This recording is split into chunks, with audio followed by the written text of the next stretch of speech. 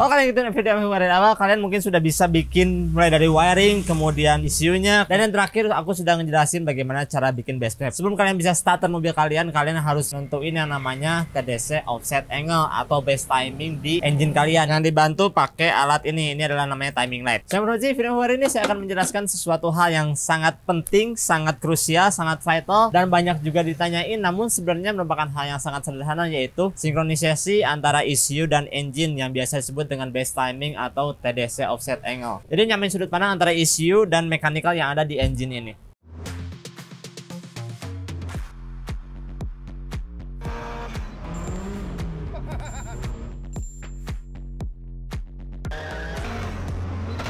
Oke, yang kalian perlukan untuk set base timing ini yaitu ECU standalone, sudah pasti. Dan timing light ini aku mau pakainya model timing lightnya yang self power timing light. Jadi dia pakai baterai, jadi nggak usah colokin 12 volt sama ground ke aki karena ini akinya di belakang, jadi agak susah. Ini sangat-sangat mudah, jadi tinggal colokin ini aja.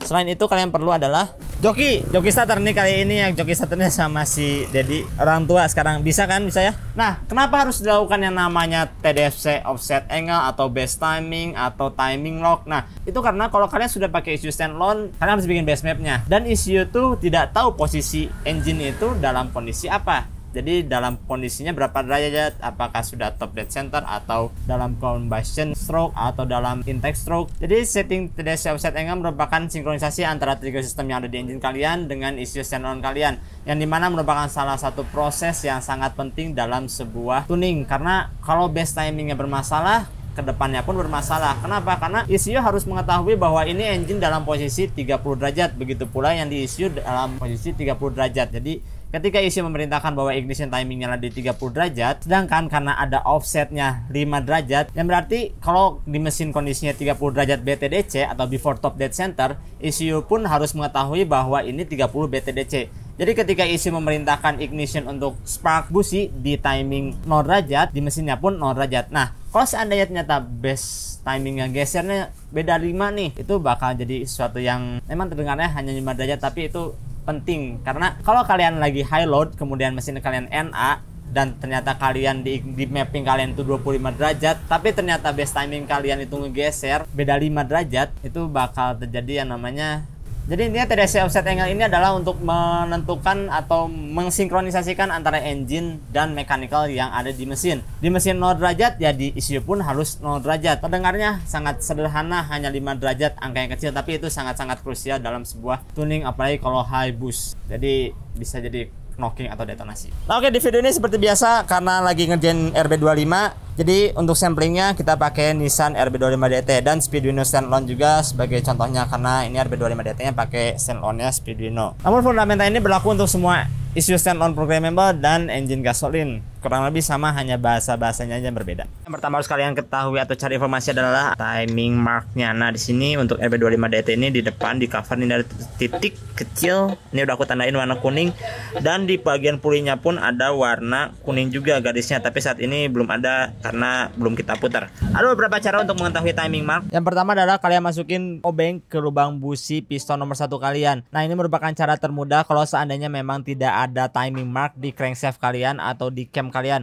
Walaupun sebenarnya itu mustahil, tapi anggap saja kalian tidak dapat akses untuk melihat puli crankshaft kalian. Nah, kalian masukin obeng, kemudian kalian putar si crankshaft sampai obeng itu berada di posisi paling atas, yang berarti itu merupakan posisi TDC di piston nomor 1. Cara yang kedua adalah kalian bisa cek di manual workshop engine kalian. Pro tip juga, kalau kalian bisa, kalian tandain pakai yang kuning seperti ini, paint marker seperti ini di garisnya, dan kalian tandain juga untuk yang sebelumnya kita tandain minus. Nih emang agak susah untuk lihat ya. Dan untuk yang setelahnya aku tandain plus. Nah, kayak ini tanda plusnya. Jadi aku bisa tahu ketika ada tanda plus keluar bahwa ini menunjukkan bahwa ignition timingnya terlalu maju. Jadi untuk menebak-nebaknya lebih sedikit. Untuk di pulinya, kalian bisa lihat di sini sudah ada tanda-tanda warna kuning. Ini asalnya hanya garis aja. Aku tandain warna kuning supaya visibility-nya lebih bagus, dan ini sudah line juga dengan marking yang ada di blok ini. Antara puli dan blok ini dia sudah align. Yang dimana sesuai dengan manual booknya bahwa yang pertama ini adalah 0 derajat, ini 5, 10, 15 dan seterusnya. Itu hitungannya BTDC ya, before top dead center. Jadi kalau kesini dia ATDC, after top dead center. Jadi lebih retard, ini lebih advance. Selain dilihat dari pulinya, kalau ternyata puli kalian hanya ada garis aja, kalian bisa lihat dari obeng yang tadi aku masukin ke lubang busi nomor 1, yang dimana obeng ini pasti berada di posisi terluar ketika top dead center. Jangan lupa cabut juga relay fuel pump kalian, atau kalian injak throttle-nya sampai penuh, sampai si ECU-nya masuk ke dalam flood clear mode, guna mencegah adanya bensin yang keluar dari injektor sehingga combustion chamber ini terisi oleh bensin. Apalagi kalau kalian nggak tahu ini posisinya offsetnya seberapa jauh, disarankan sih engine-nya jangan dulu hidup. Kalau udah dekat-dekat baru engine-nya boleh dihidupkan. Untuk perihal timing light-nya ada beberapa option. Yang pertama, kalian bisa pakai kabel busi seperti ini kalau ternyata sudah pakai coil on plug, tapi ya lebih baik pakai coil on plug. Tapi kalau belum pakai coil on plug alias masih pakai distributor,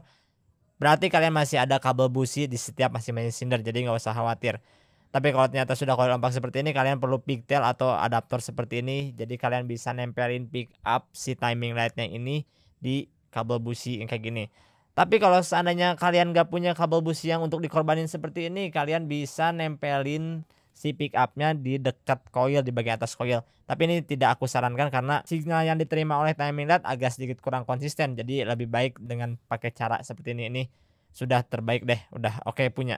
Oh ya, ini timing light yang aku pakai juga dia pakai baterai, jadi nggak perlu khawatir untuk nyambungin 12 volt atau nyantolin timing lightnya ke 12 volt dan ke ground. Ini aku tinggal nyantolin pick up-nya ini aja ke kabel busi di piston nomor 1. Timing light sudah ready. Timing mark sudah ditandain bagian bawah sana. Nah, itu udah tandain.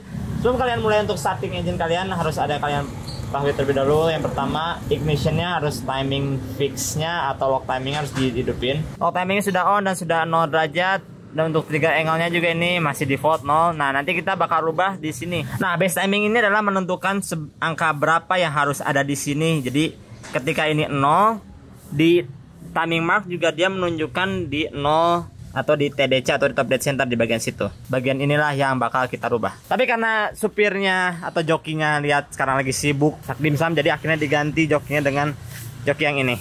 Ya, injak gaspol. Yo, starter. Tahan. Yo, starter. Tahan.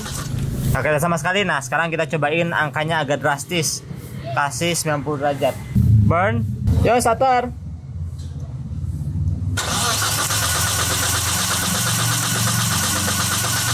Tahan. Nah, sekarang udah ada kelihatan tuh sebelah kiri kan timing mark yang tadi. Nah, inilah kenapa ditandain. Di sini juga sudah ada kelihatan sedikit. Kita geser lagi timingnya ke 110. Yo, starter. Nah, sekarang sudah mulai mendekat ini. Tahan. Kita geser tadi sekitar kira-kira 2 derajat deh, atau 115 dulu deh biar ini 115. Karena sudah mendekati, jadi kita pasang lagi relay untuk fuel pump dan gak usah digas supaya si mesin bisa hidup. Karena kalau starter dia memang agak sedikit kurang konsisten. Sekarang starternya nggak usah diinjak gasnya, dilepas aja gasnya. Starter biasa aja. Yo, starter.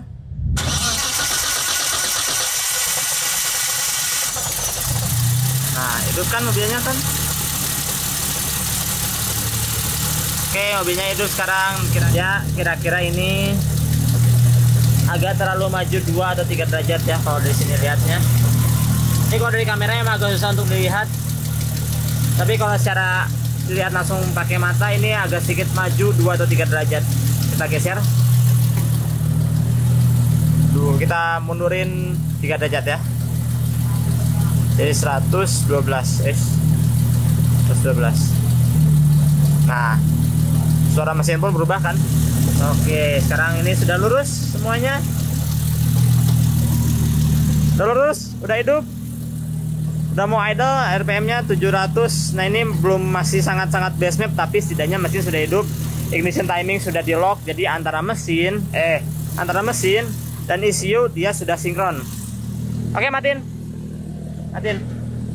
Nah, sekarang mesinnya kan sudah hidup karena timingnya sudah kita sesuaikan atau sudah kita sinkronisasikan antara ECU dan mesin. Hal pertama yang kalian perhatikan adalah kalau cranking itu memang si signal triggernya memang tidak konsisten. Jadi kalau sudah mulai mendekati antara perbedaannya 20 derajat atau si timing marknya sudah kelihatan sama kalian di dekat-dekat titiknya, kalian hidupin aja mesinnya. Jadi nggak usah di float clear lagi, kalian pasangin lagi fuel pumpnya, semoga mesinnya hidup. Nah, setelah mesinnya hidup baru kalian pastikan posisi timingnya sesuai dengan 0 derajat. Jadi ketika timing locknya 0 derajat, itu pun harus 0 derajat, karena 1 derajat memang sangat berpengaruh. Memang terdengar sepele sih, cuman sangat berpengaruh. Udah kan, sekarang mesinnya sudah hidup dan kalian bisa lanjut ke tahap tuning. Kalau kalian penasaran gimana aku cara tuning, aku sudah pernah bikin video ini, tuning atau street tuning pakai si Zebra. Jalan nanjak nih.